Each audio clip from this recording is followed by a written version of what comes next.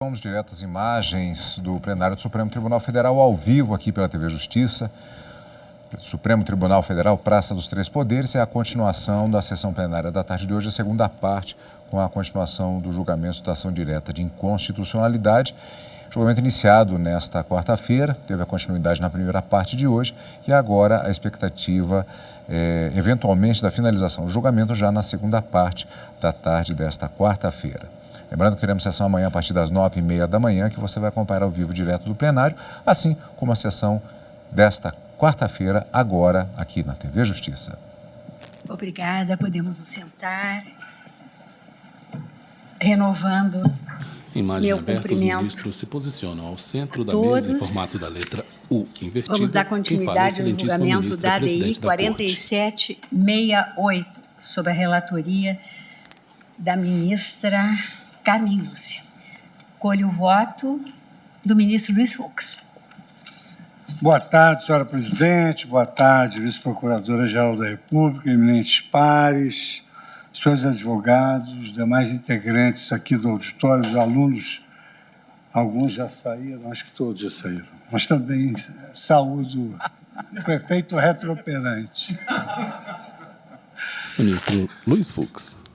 Senhora presidente, aqui muito já se disse, né, sobre essa questão Na do pauta ADI assento do Ministério 4768, Público, requerente do Conselho lado Federal da assento Ordem. do juiz ou da presidência. Julgamento de ação e o sobre mesmo não regra que ocorre em posiciona relação aos membro do advogados. Ministério Público ao lado do Eu juiz ouso durante dizer, julgamentos. senhor presidente, que se vivos fossem Rui Barbosa e Sobral Pinto, a Ordem dos Advogados do Brasil jamais intentaria uma demanda dessas.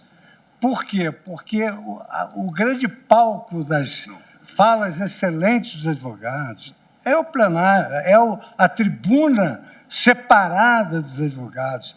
E sempre foi assim. Os advogados se destacaram exatamente por essa distância que os separa dos magistrados, e com toda essa distância, e com toda a proximidade do Ministério Público, muitas e muitas vezes os advogados é que conseguem nos convencer.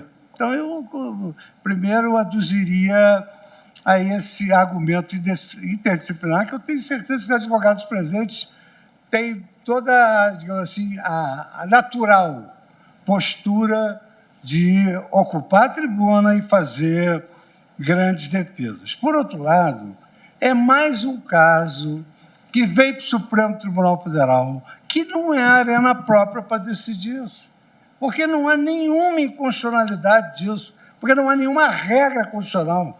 E, por outro lado, essa aventada violação ao princípio da isonomia, ela é desfeita à luz de qualquer critério de desigualação. Então, eu anotei algumas pequenas diferenças. O Ministério Público, pela Constituição Federal, ele tem a defesa da ordem jurídica como parte e como fiscal da lei. E pode recorrer como parte e como fiscal da lei. Muitos não assentam esse aspecto, mas a Constituição Federal, e muito poderia ter sido feito, a Constituição Federal, ela atribui ao Ministério Público a defesa do regime democrático. É claro que os advogados são defensores por essência da democracia também. Mas há mais.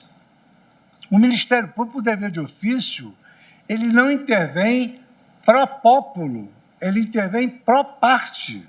Ele é o defensor maior dos interesses coletivos e transindividuais. Houve, em 1974, o professor Barbosa Moreira comentava que houve no Teherã, imaginem os senhores, no Teherã, um colóquio para descobrir quem era o melhor legitimado para veicular interesses transindividuais, e foi eleito o Ministério Público como órgão intermediário entre a sociedade e o Estado. Por outro lado, o Ministério Público atua como representante da coletividade nessas ações civis públicas, o que não é deferível aos advogados. Ambos são essenciais à prestação da justiça. Mas falar em violação de isonomia, efetivamente, não se consegue à luz das funções dos advogados. Por outro lado, eu assento que, recentemente, os advogados conseguiram alterar o Estatuto da Advocacia em vários aspectos, inclusive quanto ao plenário, a defesa do plenário virtual, os recursos. Recentemente, não tem muitos meses, em que alteraram o Estatuto da Advocacia. Isso é o caso clássico de se resolver na arena política. É por isso que se critica diuturnamente o Supremo Tribunal Federal, porque ele intervém em casos que ele não deve intervir. Aqui nós não tínhamos nada a fazer, a não ser dizer isto tem de ser resolvido pelo Parlamento, porque não há inconstitucionalidade nenhuma, porque nós estamos no plano jurídico público da legalidade, só podemos fazer aquilo que a lei permite. Não tem nenhuma inconstitucionalidade aqui, nenhuma lei determina isso. Então, essa reivindicação, apenas eu fiz um distingue sobre o aspecto da isonomia, mas essa reivindicação, se o Parlamento entender que é justa, ela altera o Estatuto da Advocacia e coloca o advogado ao lado do Ministério Público, com todas as consequências que disso possa advir, com essas posições tão antagônicas, dependendo do calor dos debates, um do lado do outro. Efetivamente, é preciso, talvez, uma colocação de uma divisória ideal.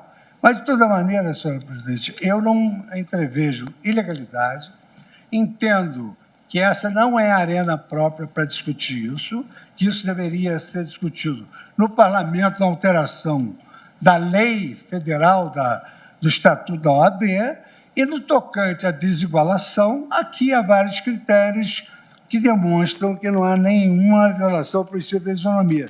Eu trouxe o voto escrito, vou fazer juntar, mas aqui muito já se disse, inclusive trazendo à baila vários autores que autorizam esse suposto tratamento desiguais aos desiguais à medida em que se desigualam e que não leva à violação da isonomia.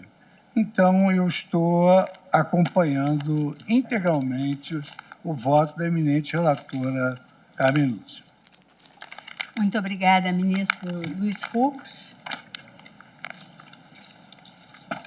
Escolho agora o voto do ministro Dias Toffoli, Ministra Rosa Weber, presidente do STF. Que se encontra presente na tela e a quem eu cumprimento com muita alegria. Muito boa tarde, senhora presidente, ministra Rosa Weber. Na pessoa de Vossa Excelência, cumprimento a todos os presentes. Ministro, vota por presidente, eu alterei aqui um opter dictum, não é nenhuma ressalva, mas um opter dictum até como um apelo ao legislador, como até já foi fruto de alguns debates anteriores. Mas eu faria esse opter dictum mais especialmente, inclusive em matéria de júri popular. Todos sabem da minha posição contrária ao júri. Eu acho que é uma instituição que deveria ser abolida do nosso sistema jurídico, que atrasa as centenas de milhares de processos de julgamento de crimes contra a vida. Mas, no júri popular, eu penso que realmente, diante de juízes leigos, a posição geográfica e física tem um simbolismo que, evidentemente, não atinge ao juiz togado, que nos demais casos que não são julgados pelo júri, o juiz togado decide. Ou seja, a questão relativa ao processo em si, eu não vejo também inconstitucionalidade, mas faria um apelo ao legislador de que, em matéria de júri popular, o Ministério Público e a Defensoria e a assistência de acusação deveriam sentar no mesmo plano. Mas, no que diz respeito aos demais casos, eu não vejo nenhuma inconstitucionalidade. Cumprimentando os votos proferidos, acompanho a eminente relatora. É como voto. Muito obrigada, ministro Dias Toffoli.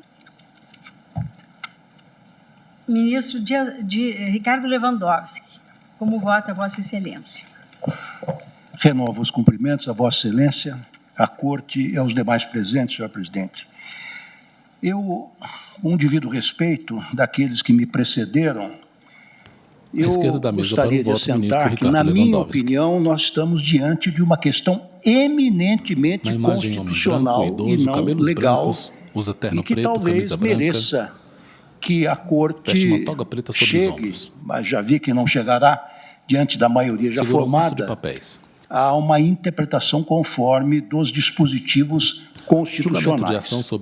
Eu vou divergir respeitosamente da eminente ministra relatora, grande jurista, que nos trouxe um voto extremamente substancioso, por todos apreciados, como nós vimos, porque eu entendo que as normas aqui questionadas, a questão topográfica do Ministério Público, já veiculada por todos que me precederam, ao garantirem aos membros do Ministério Público assento destacado nas salas de audiência e julgamentos, são capazes, sim, data vênia, de gerar um desequilíbrio na relação processual em violação aos princípios da igualdade, artigo 5º caput da Constituição, do contraditório, artigo 5º, inciso 65 da mesma Carta Magna, e do devido processo legal, artigo 5º, inciso 54 da nossa Lei Maior. Eu transcrevo no meu voto, e vou fazer um resumo, senhor presidente, os dispositivos questionados, e sigo, então, dizendo que, quando se trata da observância da garantia constitucional da paridade de armas no processo penal, modernamente busca-se que a defesa disponha das mesmas oportunidades e situações que dispõe o representante do jus puniendi estatal. O princípio da paridade de armas ou isonomia no processo penal decorre diretamente da ampla defesa e do contraditório que se contém no artigo 5º, inciso 65, que eu transcrevo no meu voto. E lembro que estas questões, esses temas, já foram amplamente debatidas por esta Corte, na primeira e na segunda turma. A segunda turma, por exemplo, que eu com muita honra integro, já deliberou, exemplificativamente, entre aspas, que a garantia constitucional do due process of law abrange em seu conteúdo material elementos essenciais à sua própria configuração, dentre os quais avultam, por sua inquestionável importância, as seguintes prerrogativas: direito à igualdade entre as partes, paridade de armas e de tratamento processual. Me refiro aqui ao HC 96.905, de relatoria do eminente ex-decano dessa Corte, ministro Celso de Mello. O professor Cândido Rangel de Namaco, da nossa querida Faculdade de Direito, da Universidade de São Paulo, ensina que o processo há de ser justo e equo, de maneira que deve-se buscar sempre, durante o trâmite do processo e do julgamento, um equilíbrio de forças entre a acusação e a defesa. Ora, o direito penal, senhor presidente, eminentes pares, materializa-se no poder-dever de punir do Estado, com a potencialidade de apenar o judiciário com sanções de natureza patrimonial e pessoal, todas de invulgar repercussão em sua esfera jurídica e privada e aptos a ensejar, inclusive, a privação ou restrição de liberdade. E trago aqui uma chega doutrinária do professor Auri Lopes Júnior, também peço licença para não ler, dada a exiguidade do tempo, nós já nos aproximamos do final do julgamento, ainda falta o voto do eminente ministro Gilmar Mendes, e Vossa Excelência também, o de Vossa Excelência, e salto, portanto, esta citação doutrinária, mas me valho aqui de um trecho de um voto do eminente ministro Roberto Barroso, proferido na medida cautelar, na ADI 5.104, em que Sua Excelência diz o seguinte: a Constituição de 88 fez uma opção inequívoca pelo sistema penal acusatório. Disso decorre uma separação rígida entre, de um lado, as tarefas de investigar e acusar, e, de outro, a função propriamente jurisdicional. Além de preservar a imparcialidade do judiciário, essa separação promove a paridade de armas entre acusação e defesa e harmonia com os princípios da isonomia e do devido processo legal. Assim se pronunciou o ministro Barroso. Ao analisar o HC 108.527, de relatoria do ministro Gilmar Mendes, também a segunda turma, novamente, se pronunciou sobre o tema, declarando nulo o julgamento do Tribunal do Júri pela inobservância da paridade de armas em acórdão que recebeu a seguinte ementa, e eu vou ler apenas um pequeno trecho. Princípio da ampla defesa, tratamento isonômico das partes, princípio da paridade de armas, em observância ao sistema processual penal acusatório instituído pela Constituição Federal de 88, a aplicação do artigo 456 do CPP deve levar em conta o aspecto formal e material de seu conteúdo normativo. Salto outros trechos da ementa e vou para um outro aspecto que foi ventilado no voto condutor do ministro Gilmar Mendes, em que Sua Excelência assenta o seguinte: decorre do princípio da ampla defesa a necessidade de um justo equilíbrio entre as partes envolvidas em processo judicial ou administrativo. Esse equilíbrio, o princípio da paridade de armas, está devidamente em harmonia com o sistema processual penal acusatório instituído pela Constituição Federal de 88. Requerente A Conselho Federal isonomia da entre as Ordem. partes deve ser vista tanto pelo aspecto formal quanto pelo aspecto material, já que não basta a mera aplicação das regras inseridas na legislação processual penal sem a sua ponderação com um caso concreto.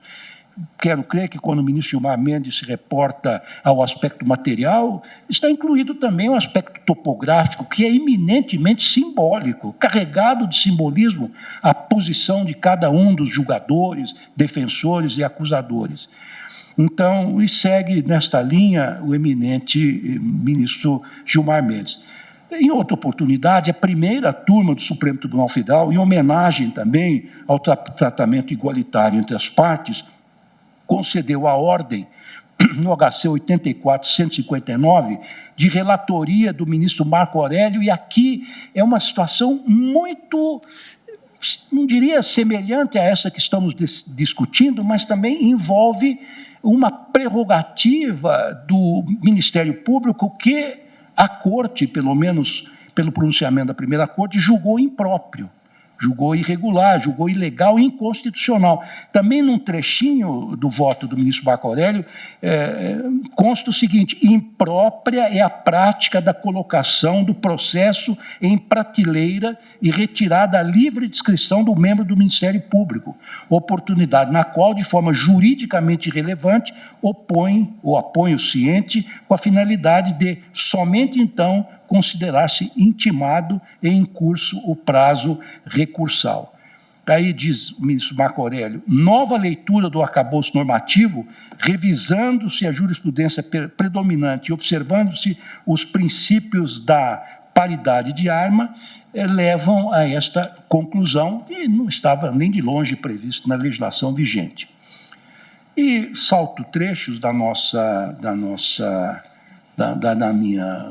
do meu voto, e também digo que, a esse respeito, no dia 15/5/94, portanto, já numa distância bem alongada, a segunda turma, por unanimidade, em paradigmático julgamento, deu provimento ao recurso em mandado de segurança 21.884, de relatoria também do ministro Marco Aurélio, em um denso voto, em que o ministro, em suma, coloca o seguinte: acusação e defesa deve estar em igualdade de condições, não sendo agasalhável constitucionalmente interpretação de normas reguladoras da ordem jurídica que desague em tratamento preferencial. A par condicio, diz ele, é inerente ao devido processo legal. Salto um trecho longo e digo que consta também da ementa abandono da interpretação gramatical e linear da linha A do inciso 1 do artigo 18 da Lei Complementar 75/93, quanto à prerrogativa do membro do Ministério Público da União de sentar-se no mesmo plano e imediatamente à direita dos juízes singulares ou presidentes de órgãos judiciários. empréstimo de sentido compatível com os contornos do devido processo legal. Então, senhor presidente, veja Vossa Excelência, eminentes pares, essa matéria já foi julgada aqui, pela segunda turma, por unanimidade, no longínquo ano de 1994. Já estava em vigor, evidentemente, a Constituição Cidadã a que se referia o eminente deputado Ulisses Guimarães. E outro voto, ao tratar os artigos 400 e 401 do Código de Processo Penal, o ministro Marco Aurélio também segue nessa linha, mostrando que na justiça militar a situação é distinta do que ocorre na justiça comum. E me abstenho também de ler esse longo trecho em homenagem ao tempo exíguo que nos resta. Então, aqui continuo, já caminhando para o fim, senhor presidente, dizendo que, na espécie, os dispositivos questionados, ao garantir aos membros do Ministério Público assento no mesmo plano e à direita dos juízes singulares e presidente de colegiados jurisdicionais, esses dispositivos têm o condão de ofender a isonomia nas audiências criminais, estamos falando das audiências criminais, já que os colocam em plano superior e destacado em relação à defesa dos acusados. Como bem destacado em memoriais entregues pelo Conselho Federal da Ordem dos Advogados, cito um pequeníssimo trecho, consta o seguinte: a disposição dos espaços não é um elemento trivial quando se trata da posição das partes processuais em relação ao Estado juiz. A posição física deve refletir a posição jurídica de absoluta paridade de iguais condições de acesso à figura isenta e imparcial do magistrado.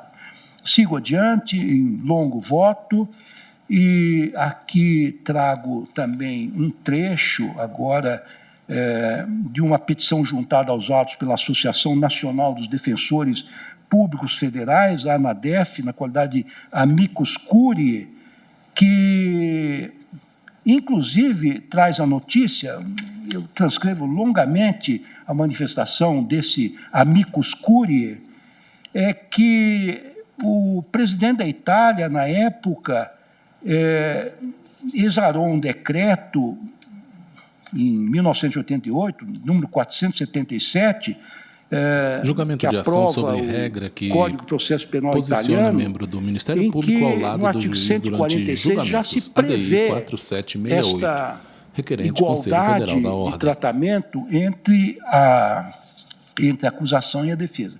Então, num angusto resumo, senhora presidente, eu vou já para a parte dispositiva do meu voto para dizer o seguinte, que peço vênia à eminente ministra relatora e àqueles que a seguiram no seu entendimento para julgar procedente a presente ação direta de inconstitucionalidade, conferindo interpretação conforme a Constituição ao artigo 18, inciso 1, alinhada à Lei Complementar 75 de 1993, tal como já fez a primeira turma, e ao artigo 41, inciso 9 da Lei 8.625, para que a prerrogativa de sentar no mesmo plano e à direita dos juízes singulares e presidentes de colegiados jurisdicionais seja garantida apenas quando os membros do Ministério Público os membros atuarem como custos legis, não podendo, portanto, fruir de referida prerrogativa quando atuar como parte. Então, senhora presidente, assim que me pronuncio, e sei que estou vencido a essa altura do julgamento, mas tal como outros ministros já se manifestaram, eu também veiculei essa ideia de que é preciso avançarmos nesse sentido. Então, ao invés de fazer um apelo ao legislador, como fez o eminente ministro Dias Toffoli, em boa hora, talvez de forma mais técnica, eu optei aqui por dar uma interpretação conforme nos termos que acabo de esclarecer. Muito obrigado, senhora presidente. Muito obrigada, ministro Ricardo Lewandowski. Vamos ouvir agora o ministro Gilmar Mendes. Presidente, boa tarde. O Cônsul Civil cuida-se de ação direta de inconstitucionalidade ajuizada pelo Conselho Federal da Ordem dos Advogados do Brasil, por meio da qual se almeja a declaração de à direita da mesa, para o voto, o ministro Gilmar Mendes. Da linha na pauta A do ADI inciso 4768, requerente da Lei Conselho Federal da Complementar Ordem. 75, Estatuto do Ministério Público da União e do inciso 11 do artigo 41 da Lei 8.625, de 93, Lei Orgânica do Ministério Público. No particular, trata-se de dispositivos que prevêem a prerrogativa dos membros do Ministério Público de tomar assento no mesmo plano e imediatamente à direita dos juízes singulares ou presidentes de órgãos judiciários colegiados. O Conselho aduz, entretanto, que a referida prerrogativa iria de encontro ao disposto no caput e nos incisos 1, 54, 55 do artigo 5º da Constituição, malferindo os princípios da isonomia, do devido processo legal, da ampla defesa e do contraditório, e estabelecendo situações de efetiva disparidade processual entre acusação e defesa nos processos em que o Ministério Público figura como parte.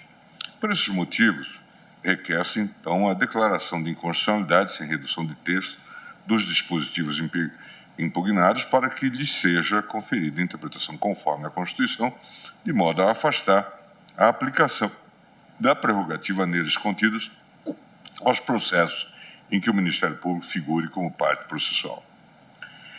Em minha compreensão, a resolução da questão constitucional, como já adiantei, suscitada pelo Conselho Federal da Ordem, pressupõe que esta Corte decida, essencialmente, se a prerrogativa ministerial de assento no mesmo plano e à direita do órgão julgador prevista pela legislação infraconstitucional representa, nos processos em que o Ministério Público figura como parte, violação ao princípio do devido processo legal, material e do princípio de igualdade ou de paridade de armas, tradução do princípio da igualdade no âmbito persecutório penal.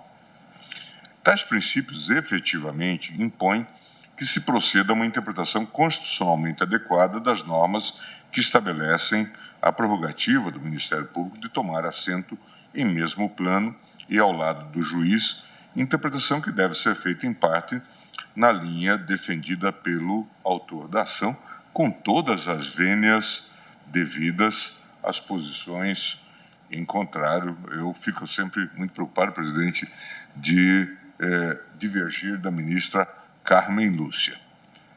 Com efeito, surge da noção de paridade de armas que o Ministério Público, quando estiver na condição de parte processual, tem a sua função de órgão acusador devidamente apartada da função jurisdicional desempenhada pelo Estado juiz, o que obviamente também compreende a dimensão cênica e ou simbólica do espaço de julgamento. Saliento, a propósito, que a jurisprudência deste Supremo não tem o costume de fazer ouvidos moucos aos aspectos de natureza simbólica que, decorrentes de certas práticas processuais, mostram-se aptos a causar prejuízos a direitos e garantias fundamentais do acusado. Refiro-me, em particular, aos precedentes que motivaram a edição da súmula 11, por meio da qual o Supremo cristalizou o entendimento no sentido da interpretação restritiva das hipóteses em que deve ser admitido o uso de algemas, tendo em vista a proteção dos direitos fundamentais do preso ou acusado. Confira-se, a título de exemplo, a compreensão a que se chegou no julgamento do HC 91952 da relatoria do ministro Marco Aurélio, Tribunal Pleno, em que se postulava a anulação de julgamento realizado em tribunal do júri, durante o qual o acusado permaneceu ao longo de toda a sessão algemado, sem justificativa plausível para tanto. Sobre o tema, os impetrantes aduziam, dentre outros, que o fato de o paciente ter permanecido algemado durante a sessão de julgamento teria influído negativamente na concepção dos jurados no momento de decidir, induzindo o julgamento de condenação em desfavor do réu.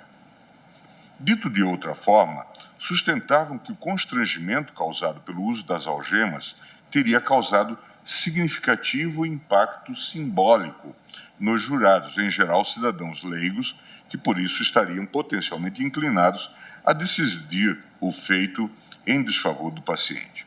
Pois bem, o exame dos debates consignados no acórdão revela que a referida circunstância foi amplamente considerada pelo tribunal para fins de concessão da ordem. A esse respeito, o saudoso ministro Menezes de Direito salientou que o uso das algemas no tribunal do júri tem uma conotação especialíssima, que pode efetivamente induzir ao julgamento de periculosidade. Ora, essa indução ao julgamento de periculosidade torna ainda mais estreita a possibilidade da decretação do uso das algemas. Em igual sentido, também a ministra Carmen Lúcia deu à referida circunstância amplo destaque em seu voto, fazendo constar, inclusive, ilustrativo depoimento pessoal acerca do tema, que eu registro. No caso, o que mais me preocupa, dizia então a ministra Carmen Lúcia, tal como acentuou o eminente ministro Marco Aurélio, é estarmos diante de um caso em júri. E a minha parquíssima experiência do júri faz-me lembrar, eu era ainda estudante, de um réu algemado que chamava mais a atenção dos jovenzinhos ali, que deve ser comum, do que qualquer tese apresentada, porque é a imagem, a visão de alguém provavelmente tão perigoso que vem, na linguagem vinda das ordenações, a ferros. Quer dizer, ele vem sem condições de se movimentar, porque algum movimento dele pode ser de perigo, ou para ele mesmo, ou para terceiros. Isso induz, evidentemente, prossegue a ministra Carmen Lúcia, algum fator para o juízo daqueles que emitirão a decisão sobre a vida dessa pessoa, ou seja, os jurados. Então, diante do júri, as algemas projetam uma imagem que é fixada no próprio juízo do julgador. Público ao lado do juiz. Aliás, durante julgamentos. conforme já foi acentuado pelo eminente Relatora é a excelentíssima tribuna, ministra Carmen Sua Lúcia. Excelência, passa-se uma ideia de periculosidade e, de alguma forma, isso interfere no juízo que será emitido. E concluindo, dizia então a ministra Carmen Lúcia, eu me lembro, ministro, da única vez em que vi uma pessoa completamente fragilizada com algemas no júri. Aí não era como estudante, mas como menina que era levada pelo pai para fazer o sorteio dos jurados. Eu sou capaz de descrever até hoje a cena, tal o impacto que aquela imagem me causou, porque é como se eu estivesse diante de uma pessoa muitíssimo perigosa. Aquilo me marcou anos a fio. Por fim, igualmente, o ministro Joaquim Barbosa assentou que o constrangimento foi infundado e seus efeitos são ainda mais graves por se cuidar de um julgamento a ser procedido pelo Tribunal Popular. E não por um juiz togado, cuja sentença deve estar fundamentada por escrito e que, por isso, não poderia considerar contra o réu o fato de estar usando algemas. No procedimento especialíssimo do júri, prosseguiu o ministro Joaquim Barbosa, a apresentação do réu algemado diante dos jurados pode, sem dúvida, influenciar negativamente a decisão, pois cria a imagem de que o réu seria uma pessoa perigosa e violenta.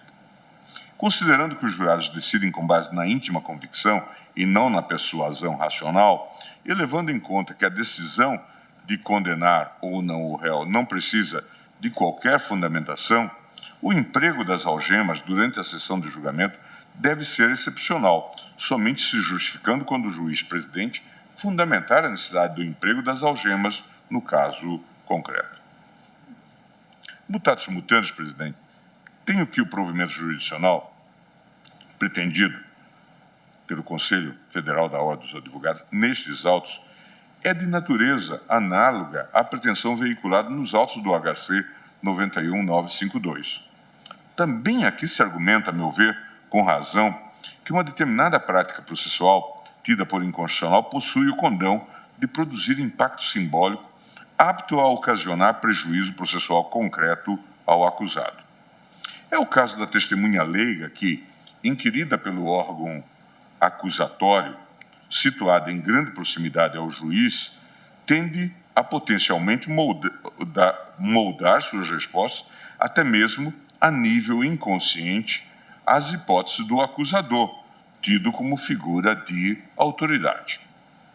Mas ainda é esse o caso do jurado, na maioria das vezes leigo e alheio à adequada compreensão dos papéis e obrigações processuais legalmente atribuídos aos sujeitos da cena judiciária, que se vê naturalmente influenciado pela enorme proximidade existente entre o membro do Ministério Público e o juiz, a conferir,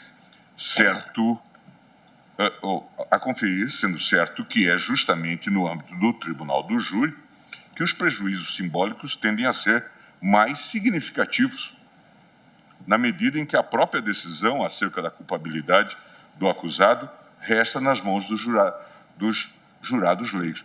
Presidente, não estou falando, por exemplo, de uma parceria entre Moro e Dallagnol, né, que se revelou na tal operação spoofing, na tal Vaza Jato. Estou falando de situações simbólicas normais. Nesse sentido, André Nicoliti e Rubens Casara, ambos juízes de direito do Tribunal de Justiça do Rio de Janeiro, destacam acerca da disposição física das salas de julgamento, que a estrutura das audiências leva a uma confusão entre as figuras do acusador e do julgador. O acusador recebe dos olhos da população uma carga de imparcialidade, enquanto o juiz se contamina de parcialidade aos olhos das testemunhas, dos jurados e dos cidadãos. Reforça-se o estilo inquisitório. Nas audiências públicas, as pessoas que assistem ao ato não dão credibilidade à imparcialidade da justiça quando veem o órgão que acusa em posição de proximidade com o juiz. Estudos de psicologia do testemunho apontam a tendência das testemunhas desejarem agradar a figura da autoridade, apresentando versões que acreditam ir ao encontro da vontade do juiz e, por contaminação, do acusador posicionado ao lado do julgador. No júri, tudo isso é pior, pois o julgamento por juízes leigos é dotado de símbolos e rituais. O juiz togado representa no imaginário dos jurados o símbolo da justiça. O discurso do MP fica fisicamente próximo da justiça. Já a defesa, distante, está ao lado, não raro, de um homem pobre, negro, algemado entre dois policiais, reduzido a objeto no estigmatizante banco dos réus. Isso, André Nicoliti e Rubens Casara, o Supremo Tribunal Federal e a ADIM 4768, onde deve sentar o promotor. Daí porque compartilho, assentindo em parte aos fundamentos do voto proferido pelo ministro Edson Fachin, do entendimento de que ritos, procedimentos e espaços certamente expressam relações de poder e, nessa qualidade, possuem o condão de acarretar consequências processuais e extraprocessuais relevantes, potencialmente lesivas a direitos e garantias fundamentais, momente quando permitirem ou perpetuarem assimetrias de tratamento carecedoras de justificação constitucional. No caso específico da prerrogativa do Ministério Público de assento à direita do magistrado em plano distinto daquele reservado à defesa técnica do réu, não vislumbro no texto constitucional nenhum fundamento apto a justificar o tratamento diferenciado e, consequentemente, a exceção aos princípios do contraditório e da paridade de armas nos casos em que o órgão ministerial funcionar como parte. Não se ouvida por óbvio que a Constituição conferiu ao Ministério Público a nobilíssima função institucional de fiscal da lei, incumbindo-lhe a defesa da ordem jurídica, do regime democrático e dos interesses sociais e individuais indisponíveis. Está no artigo 127. Em verdade, é possível dizer que o Ministério Público recebeu do Constituinte de 88 tratamento singular no contexto da história do constitucionalismo brasileiro, reconhecendo-lhe uma importância de magnitude inédita na nossa história e mesmo no direito comparado. Estou citando a mim e ao Paulo Gustavo no texto do curso de Direito Constitucional. Tal circunstância entretanto, não permite, presidente, concluir com as mais respeitosas vênias aos que entendem em sentido diverso, que o ente ministerial se apresenta em posição de imparcialidade, nem tampouco constitui elemento a justificar tratamento processual privilegiado nos feitos em que o ente ministerial figurar como parte. E com isso não se está a proferir nenhuma espécie de menoscabo ou desapreço à função desempenhada pelo órgão ministerial. Pelo contrário, trata-se tão somente de consequência lógica da concepção do processo condizente com os ditames da Constituição de 88. Como pontua Rubens Casara, a ideia de imparcialidade do Ministério Público choca-se com a concepção moderna de processo penal, ou seja, com a ideia de que o processo penal é um processo de partes. A afirmação da existência de uma parte imparcial, crença comum entre os atores jurídicos, é uma contradição em seus próprios termos. Tem-se nessa construção teórica verdadeira incompatibilidade ontológica. De novo, Rubens Casara, Processo Penal do Espetáculo e outros ensaios. Ao equipar-se das vestes de acusador, o Ministério Público invariavelmente passa a agir como parte, orientando sua ação em torno da confirmação da hipótese acusatória, valendo-se não raras vezes do agir estratégico característico da lide forense. Para o voto, o excelentíssimo ministro Gilmar Mendes. Possui o dever de postular a absolvição do acusado na ausência de elementos suficientes à comprovação da materialidade ou autoria dos delitos que lhe tenham sido imputados, ou na presença de elementos exculpatórios. Na pauta ADI 4768, julgamento de ação sobre regra que posiciona o membro do Ministério Público ao lado do juiz durante julgamentos. De sua condição de órgão estatal, adstrito ao princípio da legalidade. Legalidade que, por evidente, é incompatível com a condenação de um inocente. Não há, portanto, que se falar em cisão das funções do Ministério Público enquanto defensor da ordem jurídica e enquanto parte. O órgão ministerial não deixa de funcionar como fiscal da lei nos processos em que é parte. Nem o inverso acontecerá. Apenas se deve reconhecer que nos processos em que figura na condição de custos legis, o Ministério Público, inegavelmente, age, ao mesmo tempo também, como parte, devendo ser necessariamente situado em posição de isonomia com a defesa do réu, bem como de forma apartada em face do órgão jurisdicional. Nessa linha, em sendo os locais de julgamento espaços de manifestação e expressão do poder, imprescindível que o Ministério Público tome assento nos processos em que figurar como parte, no mesmo plano reservado à defesa do acusado. Além disso, imperioso salientar que não há absolutamente nenhum óbice a que o ente ministerial proceda à fiscalização da aplicação da lei na condição de custos legis, estando situado no mesmo plano cênico reservado à defesa. De mais a mais, tal expressão da dimensão cênica das salas de julgamento se afigura como consentânea e realizadora da própria autonomia e independência do Ministério Público frente ao Estado juiz. A esse respeito, Geraldo Prado pondera: em nenhum outro país o Ministério Público, com atuação na área criminal, senta-se no lugar destinado ao tribunal, isto é, ao lado do juiz. Não se trata de um problema na Europa ou nos Estados Unidos da América, pois quando o Ministério Público conquistou autonomia em face do juiz, com o fim da Inquisição, conquistou, na pauta ADI 4768, requerente ao Conselho Federal da Ordem, quem vota é o excelentíssimo ministro Gilmar Mendes. Do Ministério Público. Isso, Geraldo Prado, em sistema acusatório, a conformidade constitucional das leis processuais penais.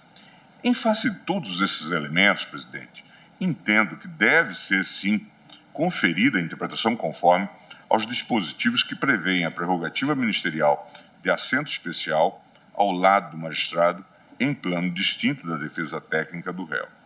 Entendo, inclusive, que se trata de providência a ser observada não apenas no âmbito do processo penal, sendo aplicável também em sede de processo civil de improbidade, por exemplo, no qual igualmente são praticados toda espécie de atos instrutórios que podem vir a ser afetados por uma desigual disposição espacial dos sujeitos do processo, bem como no qual também se discute a aplicação de penas severas ao particular apontado como transgressor.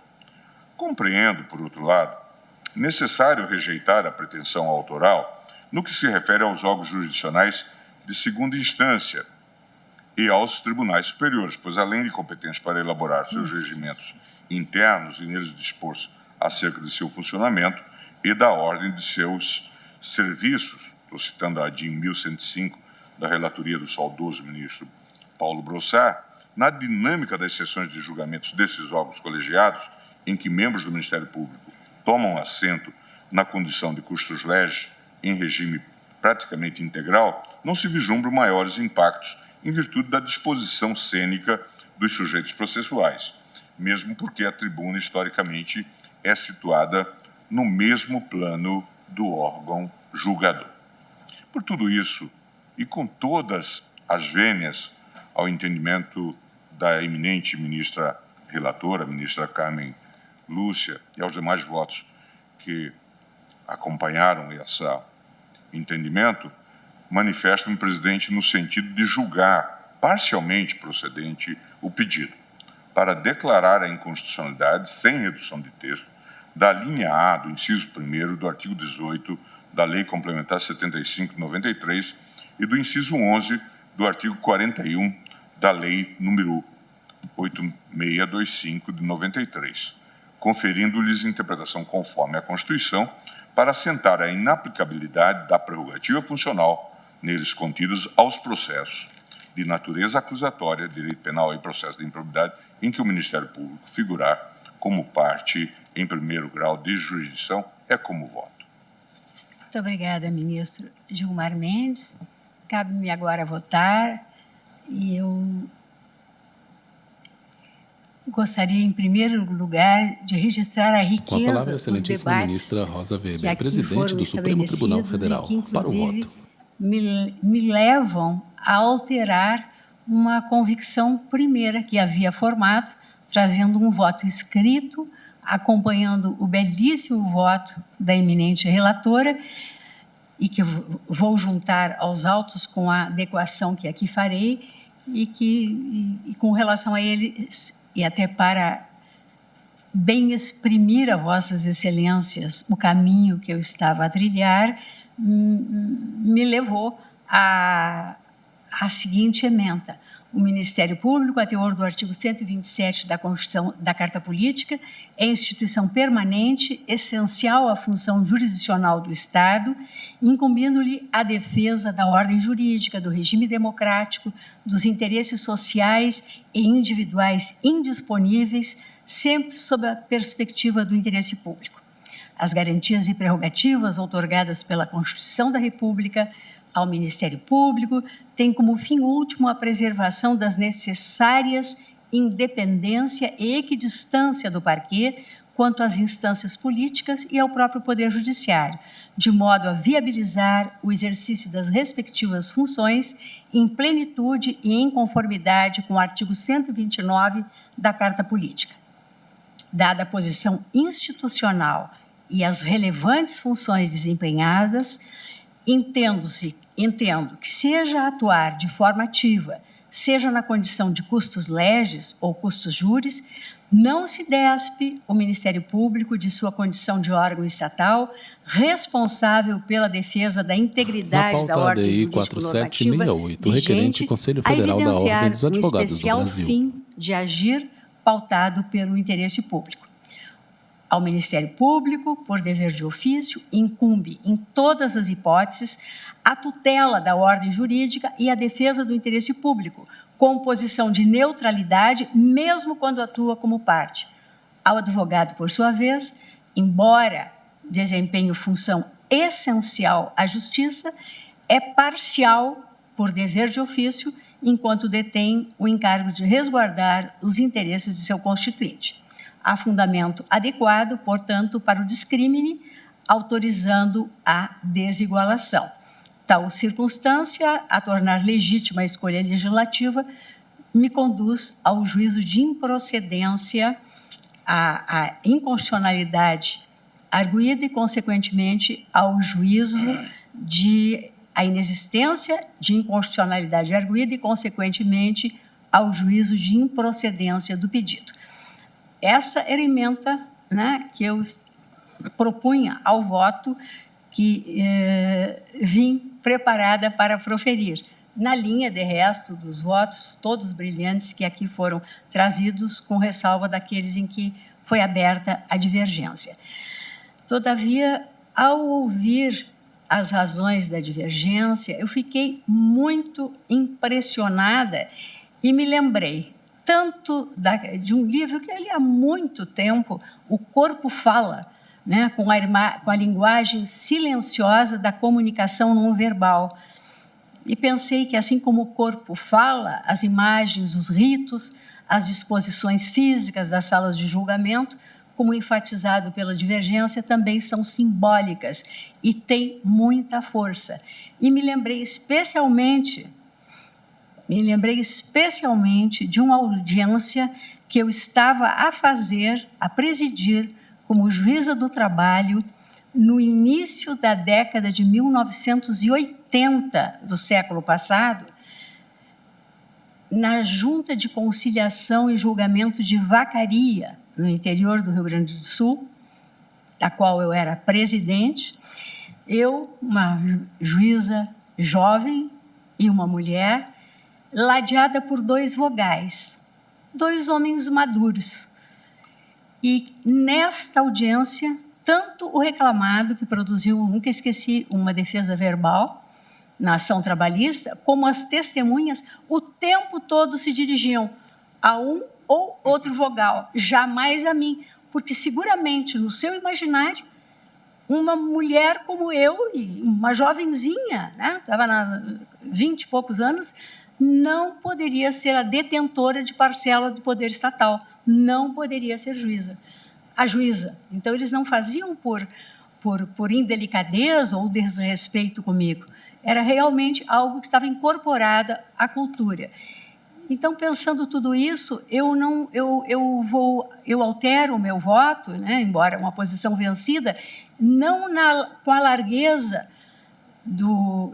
com que fez o ministro Gilmar, o ministro Ricardo Lewandowski, mas eu daria interpretação conforme exclusivamente no que tange aos julgamentos pelo Tribunal do Júri. Acho que realmente, com relação ao Tribunal do Júri, a disparidade de armas fica vulnerada, a paridade de armas fica vulnerada e afronta o princípio da igualdade. Mas proclamo o resultado que o tribunal, por maioria de votos, julgou improcedente, conheceu da ação e julgou improcedente o pedido, nos termos do voto da eminente relatora, vencidos, em parte, os ministros Ricardo Lewandowski e Gilmar Mendes, que julgavam parcialmente procedente a ação para dar interpretação conforme aos dispositivos impugnados, e nos termos dos votos que proferiram, e a presidente, que, vencida em menor extensão, que conferia interpretação conforme a Constituição, aos mesmos dispositivos, exclusivamente quanto aos julgamentos pelo Tribunal do Júri. Presidente, só para efeito de registro, eu fiquei com a impressão, ministro Dias Toffoli fez interveio o ministro Gilmar Mendes. Pelo legislador, mas a posição dele se aproxima muito da nossa posição no que diz respeito ao júri. Ele fez como um obter dictum, ministro Gilmar. Mas, de fato, eu quase que também dizia que o voto do ministro Fachin vinha nessa mesma direção. Todos mantêm os votos proferidos? Eu acho que o ministro Alexandre não vai gostar. A interpretação Mantidos dos votos. todos os votos? Tudo é interpretação.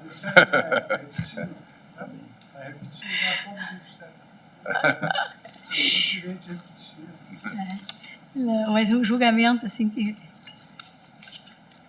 dá gosto de participar. Então, o julgamento está encerrado com a proclamação desse resultado. São 18h06.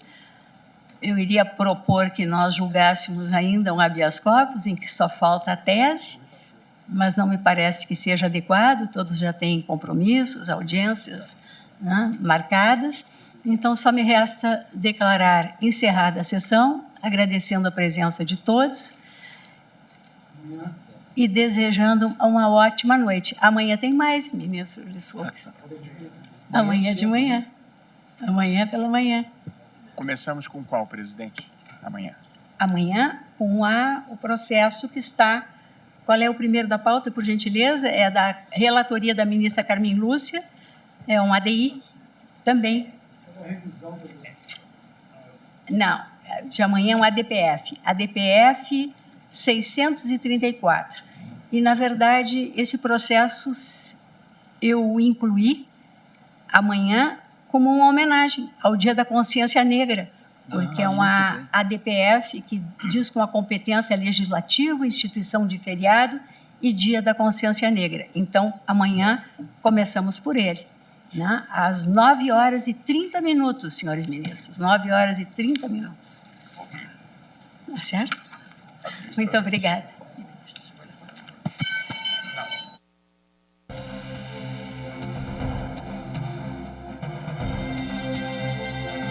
Fim da sessão.